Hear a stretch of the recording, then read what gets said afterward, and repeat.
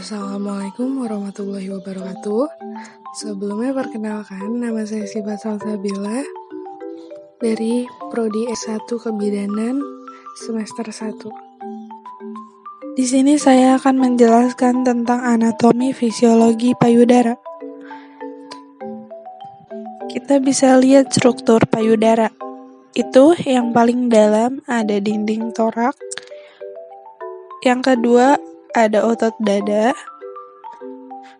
ada lobus, ada puting susu, ada areola, ada saluran susu, jaringan adiposa, dan kulit.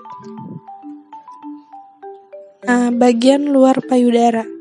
Bagian luar payudara itu ada corpus mamae, areola, papilla mamae.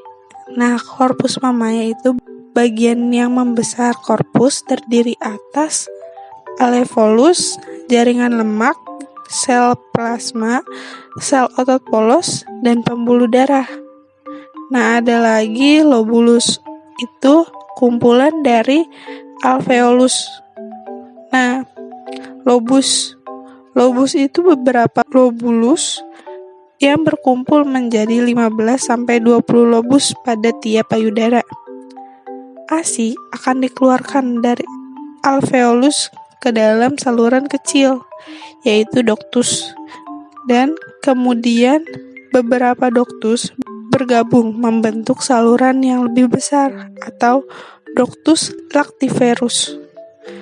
Nah, yang kedua ada areola, daerah lingkaran yang terdiri dari kulit yang longgar dan mengalami pigmentasi atau kehitaman di tengah.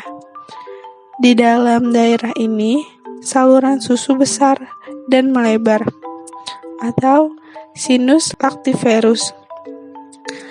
Di dalam dinding maupun saluran-saluran terdapat otot polos yang bila berkontraksi dapat memompa ASI keluar. Nah, yang ketiga ada papilla atau puting, bagian yang menonjol di puncak payudara. Permukaan papilla berlubang-lubang kecil yang merupakan muara ductus lactifer, yaitu muara pengeluaran susu. Terdiri dari jaringan erektil dan ujung syaraf sensorik. Berikut ini ada bentuk-bentuk puting susu. Ada yang normal, pendek, panjang, dan tertanam atau terbalik. Anatomi kelenjar susu. Itu ada alveoli, ductus lactiferus, sinus lactiferus. Nah, alveoli ini adalah kantong penghasil ASI yang berjumlah jutaan. Hormon prolaktin mempengaruhi sel alveoli untuk menghasilkan ASI.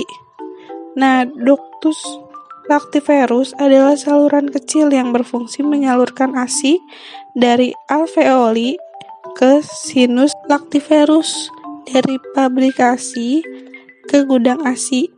Nah, sinus lactiferus adalah saluran ASI yang melebar dan membentuk kantung di sekitar areola yang berfungsi untuk menyimpan ASI. Fisiologi payudara. Payudara wanita mengalami 3 jenis perubahan. Nah, yang pertama itu dimulai pada masa hidup anak melalui masa pubertas sampai menopause. Sejak pubertas, estrogen dan progesteron menyebabkan perkembangan ductus dan timbulnya sinus. Pada menopause, hormon estrogen menurun sehingga kelenjar dan jaringan payudara kehilangan elastisnya, menyebabkan payudara menjadi kendur. Nah, yang kedua itu sesuai dengan daur haid. Produksi hormon estrogen dan progesteron akan meningkat ketika mengalami menstruasi. Peningkatan kedua hormon tersebut memicu pertumbuhan dan perkembangan jaringan yang ada di dalam payudara. Nah, yang ketiga itu pada saat hamil dan menyusui. Pada saat hamil, perubahan hormon estrogen, progesteron, dan prolaktin menyebabkan pembuahan bentuk payudara sebagai persiapan menyusui. Pada masa menyusui, ketika menyusui, hormon estrogen dan progesteron akan mengalami penurunan. Penurunan kedua hormon ini akan digantikan dengan hormon prolaktin. Nah, hormon prolaktin itu berperan untuk memproduksi ASI, membuat payudara menjadi padat, kencang, dan besar. Adanya sekresi hormon prolaktin memicu terjadinya laktasi, di mana alveolus menghasilkan ASI dan disalurkan ke sinus, kemudian dikeluarkan melalui duktus ke puting susu. Refleks proses laktasi. Refleks prolaktin. Hormon yang berpengaruh dalam menghasilkan ASI adalah hormon prolaktin yang disekresikan oleh kelenjar hipofisis anterior yang distimulasi oleh PRH atau prolaktin releasing hormone di hipotalamus. Makin banyak ASI yang dikeluarkan dan dikosongkan dari payudara, makin banyak ASI yang dibuat. Proses pengosongan payudara sampai pembuatan ASI disebut refleks prolaktin. Nah, ada refleks letdown, yaitu rangsangan yang berasal dari isapan bayi, akan menghasilkan rangsangan saraf yang dilanjutkan ke dalam kelenjar hipofisis posterior. Kemudian hipofisis posterior menghasilkan oksitosis dan menyebabkan sel-sel miopelial di sekitar alveoli akan berkontraksi dan mendorong air susu masuk ke pembuluh lactifer sehingga lebih banyak susu yang mengalir keluar. Keadaan ini disebut refleks oktilosin atau letdown refleks. Namun, refleks ini dapat dihambat oleh faktor emosi atau psikologis dari ibu. Nah, proses laktasi. Proses laktasi timbul setelah plasenta lepas. Plasenta mengandung hormon penghambat prolaktin yang menghambat pembentukan ASI. Setelah plasenta lepas, ASI pun mulai keluar. Nah, hormon yang mempengaruhi laktasi itu ada progesteron. Fungsinya itu untuk mempengaruhi pertumbuhan dan ukuran alveoli. Yang kedua ada estrogen untuk menstimulasi sistem saluran ASI untuk membesar. Ada prolaktin untuk memperbesar alveoli. Ada oksitosin itu untuk mengencangkan otot halus dalam rahim, dan di dalam laktasi dapat mengencangkan otot halus alveoli dan untuk meremas ASI. Oksitosin berperan dalam proses turunnya ASI atau refleks letdown. Nah, yang kelima ada human placental lactogen. Itu berperan untuk pertumbuhan payudara, puting, dan areola sebelum melahirkan. Pada bulan ke-5 dan 6, kehamilan HPL membuat payudara siap memproduksi ASI. Nah, proses pembentukan laktogen. Ada yang pertama laktogenesis 1. Itu terjadi pada fase terakhir kehamilan. Payudara memproduksi kolostrum. Saat ini payudara progesteron menggigi sehingga mencegah produksi ASI yang sebenarnya. Nah, yang kedua itu ada laktogenesis 2. Itu terjadi setelah lahirnya plasenta. Progesteron, estrogen, HPL turun tiba-tiba dan prolaktin tetap tinggi untuk memproduksi ASI besar-besaran. Bila payudara dirangsang, peningkatan prolaktin mencapai puncaknya pada periode 45 menit dan turun kembali 3 jam kemudian. Prolaktin stimulasi alveoli untuk merangsang ASI. Prolaktin juga terkandung dalam ASI itu sendiri. Nah, ada laktogenesis ketiga. Itu dimulai beberapa hari pertama setelah persalinan, di mana produksi ASI mulai stabil, dipengaruhi seberapa sering bayi menyusui. Semakin sering bayi menyusui, produksi ASI semakin banyak. Pengaturan hormon terhadap ASI itu ada produksi ASI atau prolaktin, pengeluaran ASI atau oksitosin, dan pemeliharaan ASI. Pengeluaran ASI bila bayi menyusui menimbulkan rangsangan syaraf yang terdapat dalam glandula pituitari posterior sehingga mengeluarkan oksitosin. Nah, oksitosin menyebabkan sel myoepitel alveoli berkontraksi dan mendorong ASI.